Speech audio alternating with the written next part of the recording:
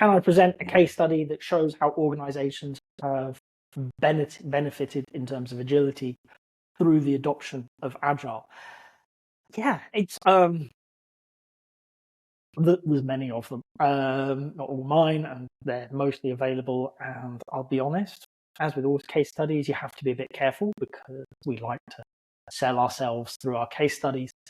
But when I look at some of the organizations I've worked with, and there's places like Aviva, and there's quite a few places that I'm not allowed to mention, budgeting, finances has been one of the linchpins to many of the successful adoptions of Agile, and more importantly, abilities for those organizations to respond to a changing world. And the reason being is the traditional model that we have of locking in a year or 5 year, God forbid, of funding and then saying we are going to do this stuff in this year flies in the face of what we're trying to do. We're trying to respond to a changing world that is not taking it for a year before it decides to do something again. It's changing potentially every week or every month. But all of these companies in different ways have tackled it through their financial controls. So they still have control, and it's very important to say they still have governance in place. But what they've done is said, well, annual budgeting doesn't make sense because we don't know what's going to happen 6 months from now. So what's a time horizon that could work for us? And because we're talking finances, of course, we're going to go from annual to quarters, and many of them have gone into these 90-day funding cycles. So don't tell me what you're going to do a year from now. Tell me the next 90 days, and we'll fund that. And based on certain parameters and the measures around it, we may decide to continue funding. We may decide to increase your funding or reduce it. Or, if it's just not working out as we thought it would, stop the funding. Okay? What this means is the people who are leading these programs or these product developments don't have to look into the future in their crystal balls. They can look at a time frame that makes sense to them. And 3 months, when you're talking big scale, is actually doable. Okay? Is the world going to change inside that? Yes, but it's good enough. Okay? And some of the organizations that I work with have reduced down to monthly funding, but they're few and far between in my experience. So 90 days is about right. What it means is we can lock it in for the next 3 months. We can say the next 3 months looks like this, and we're going to deliver on this stuff. Okay? And then as the 3 months come to an end, we're going to look where we want to go next. Is there anywhere to go? Has where we're going changed? And the way that I start to think about these and talk about them is your roadmap is not a series of features stretching out into however long your roadmap runs for, but instead it's a series of goals. We're funding this goal now. Okay?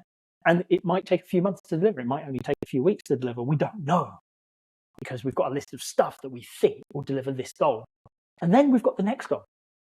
And then the goal after that, and the goal after that. And these goals are high-level ideas. They're not be able to do this, this, and this. They're achieve this outcome. It might be increase the number of people coming to the website. It might be monetize the website or increase the click-through rate. It doesn't matter what that goal is. It's going to be something for that product, for that business. Okay? And we can order them off into the future. And we've got the one we're working on, and we've turned that into a backlog, and we've got the next one. And as we get closer to achieving the current goal, we're going to convert that next goal into a backlog.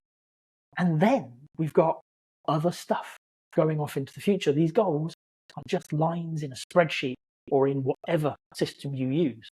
So it's a highly flexible approach.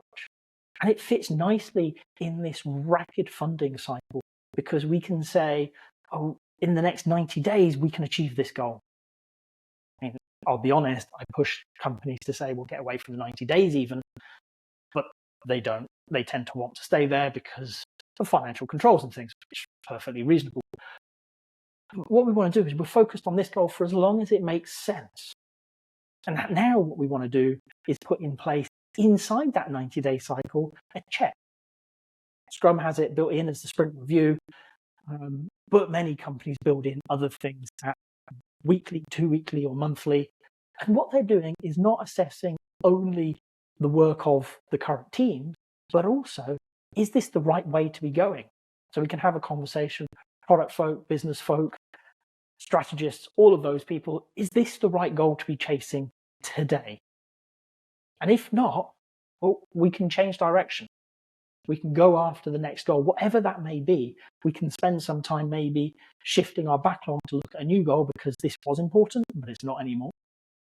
Or because we've achieved it earlier than we thought we would. And I see this time and time again. There are many case studies out there for successful Agile, but the ones that I see that really embed in the organization's DNA have a strong feature of getting the finances into the right places. For me, one of the most important factors is get leaders on board, get the money on board. Because if we can talk about that on a regular cadence, not just once a year, then we can change what we're doing on a regular cadence, not just once a year.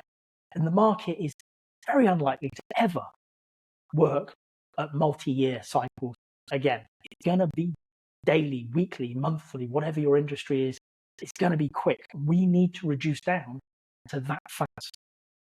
So I'm not going to give you too many examples because, I'm not allowed to. It's the main thing. But most of the really successful ones have looked at the money as part of this. How do we decide where to spend our money on a regular cadence rather than just once a year?